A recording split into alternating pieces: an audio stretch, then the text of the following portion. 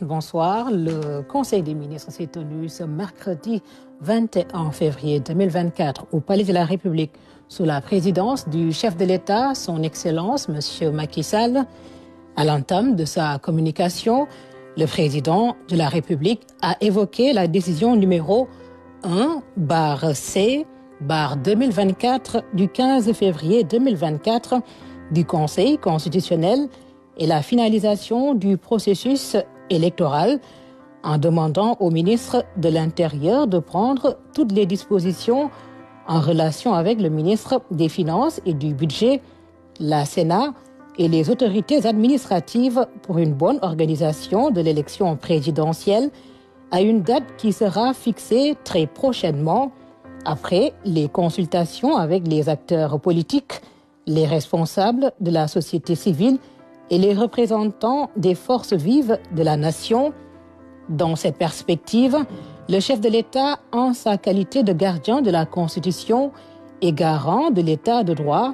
a lancé un appel à toutes les forces vives de la nation pour asseoir le rayonnement de notre démocratie ainsi que la crédibilité de nos institutions et du processus électoral.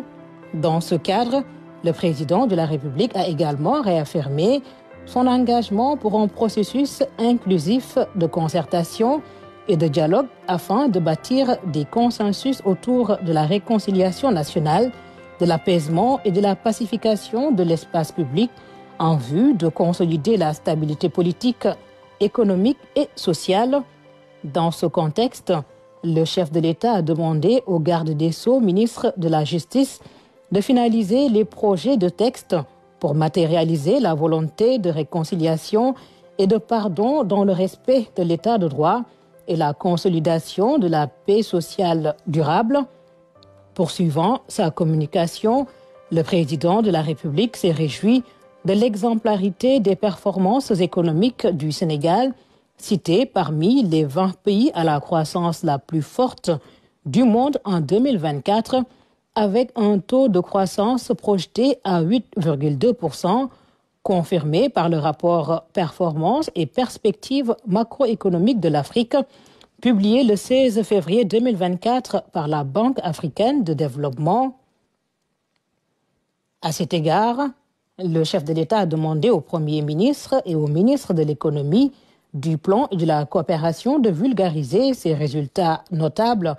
et encourageant de notre politique économique et sociale qui a comme socle le plan Sénégal émergent PSE. Revenant sur l'évaluation des politiques de promotion des femmes et la célébration de la Journée internationale des droits des femmes prévue ce 8 mars, le président de la République a demandé au gouvernement de saisir l'occasion pour présenter le bilan exhaustif des réalisations et efforts consentis par l'État depuis 2012 pour promouvoir les droits des femmes et assurer leur autonomisation économique à travers les différents mécanismes de protection, de formation, d'encadrement et de financement. Le chef de l'État a en outre demandé au ministre chargé de la femme d'accorder une attention particulière à la situation des femmes rurales pour assurer la mise en œuvre optimale de la stratégie globale d'accompagnement et de soutien qui leur est dédiée en intégrant les interventions des programmes d'inclusion comme le programme d'urgence de développement communautaire, PUDC, et le programme national de bourse de sécurité familiale, PNBSF. Par ailleurs, le président de la République a invité le Premier ministre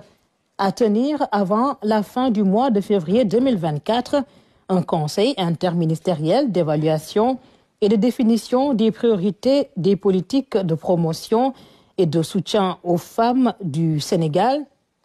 abordant l'état d'avancement des réformes du secteur de la santé et du développement de l'industrie pharmaceutique. Le chef de l'État a salué le saut qualitatif réalisé par notre système de santé depuis une dizaine d'années, avec les efforts massifs et inédits consentis par l'État pour construire, équiper et doter en ressources humaines de qualité et en moyens logistiques adéquats notamment des ambulances, les établissements de santé sur l'ensemble du territoire national. Dans ce cadre, le président de la République a demandé au ministre de la Santé et de l'Action sociale d'engager sans délai une vulgarisation adaptée des évolutions notables dans tous ces compartiments de notre système de santé. Dans cet élan, le chef de l'État a indiqué la nécessité d'un suivi spécifique de l'État de mise en œuvre des réformes du système sanitaire et souligné la résilience démontrée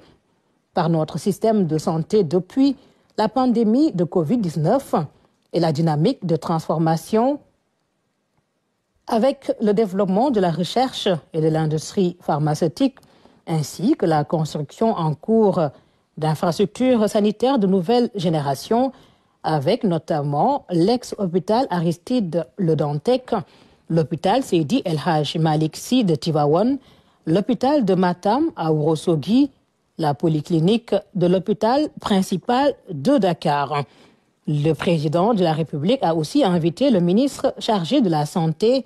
à faire la situation et présenter les perspectives de l'industrie pharmaceutique au Sénégal en intégrant dans ce processus l'évaluation du cadre juridique et des activités de régulation, de supervision et de contrôle de l'Agence de réglementation pharmaceutique ARP depuis sa création en 2022.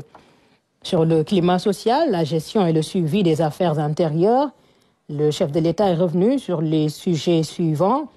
Premier sujet, le suivi des décisions présidentielles consacrées au DARA,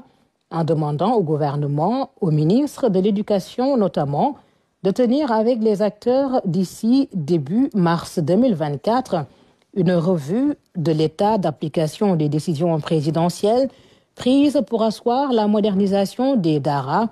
et l'épanouissement des acteurs concernés dans la vie économique et sociale nationale. Deuxième sujet, le cheptel national, la sécurisation foncière et la modernisation des foirailles, en demandant au ministre de l'Élevage de faire le point sur les recensements dans le secteur de l'élevage, l'évaluation et la répartition territoriale des ressources animales, ainsi que les résultats de la campagne nationale de vaccination. En outre, le président de la République a exhorté le ministre de l'Élevage et des Productions animales de finaliser avec le ministre des Finances et du Budget,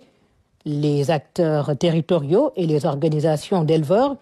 le processus de modernisation et de sécurisation foncière des foirailles établis sur l'étendue du territoire national. Enfin, le chef de l'État a invité le ministre de l'Élevage de faire la situation du Fonds de stabilisation FONSTAB et de son déploiement effectif vers les acteurs et projets identifiés dans le cadre du renforcement de la lutte contre la transhumance. Dans sa communication, le Premier ministre est revenu sur le suivi de la coordination de l'activité gouvernementale en évoquant la rencontre avec les représentants des employeurs, le suivi des travaux du BRT, le suivi d'Air Sénégal. Au titre des communications des ministres. Le ministre des Affaires étrangères et des Sénégalais de l'extérieur a fait un compte rendu de sa participation à la 37e session ordinaire du sommet des chefs d'État et de gouvernement de l'Union africaine à Addis Abeba. Le ministre de l'Éducation nationale a fait une communication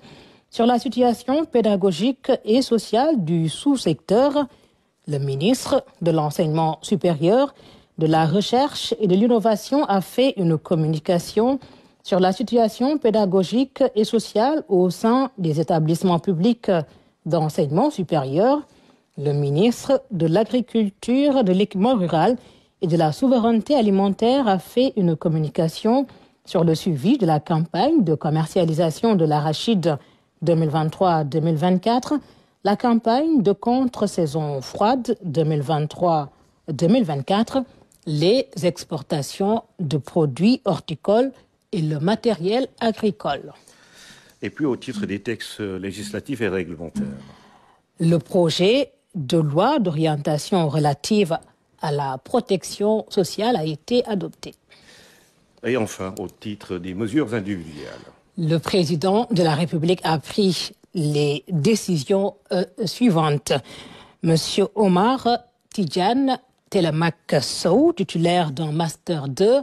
en gestion des ressources humaines, précédemment chef du bureau de la formation professionnelle en élevage, est nommé inspecteur technique au ministère de l'élevage et des productions animales, en remplacement du docteur Abdoulaye Diawara, admis à faire valoir ses droits à une pension de retraite. Monsieur Mamadou Diagne, docteur vétérinaire, précédemment chef de service régional de l'élevage et des productions animales de Dakar, est nommé directeur de l'élevage au ministère de l'élevage et des productions animales,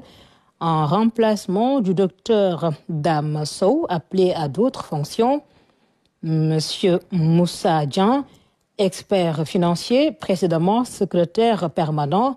du cadre national de concertation de la microfinance,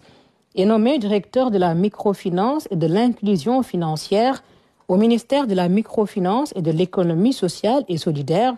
en remplacement de monsieur Amadou Aliou Wassar, appelé à d'autres fonctions. Monsieur Hadim Silla, titulaire d'un Master 2 en gestion des projets, est nommé directeur du développement communautaire à la Direction générale du développement communautaire et de la promotion de l'équité au ministère du développement communautaire, de la solidarité nationale et de l'équité sociale et territoriale, poste vacant. Monsieur Ousmane Gueye, économiste de la santé, précédemment directeur du centre hospitalier national de Pikine, est nommé directeur de l'hôpital général Idriss Pouye de Grand Yoff, poste vacant. Madame Fatou Diop, administrateur des services de santé, précédemment directeur de l'établissement public de santé Tcherno Mohamedou Mansour Barodombour, est nommé directeur du centre hospitalier national de Pikine, en remplacement du docteur Ousmane Gueye, appelé à d'autres fonctions. Madame Aïda Babilas Ndiaye, gestionnaire des programmes de santé, précédemment directeur du centre hospitalier régional de Tambacounda, est nommé directeur de l'établissement public de santé Tcherno Mohamedou Mansour Barodombour, en remplacement du docteur Fatou Diop, appelé à d'autres fonctions. Monsieur Mamadou Silla, cadre de gestion, précédemment chef du bureau de suivi à la Direction générale des établissements de santé, est nommé directeur du centre hospitalier régional de Tambacounda, en remplacement du docteur Thérèse Aïda Babilas Ndiaye, appelé à d'autres fonctions.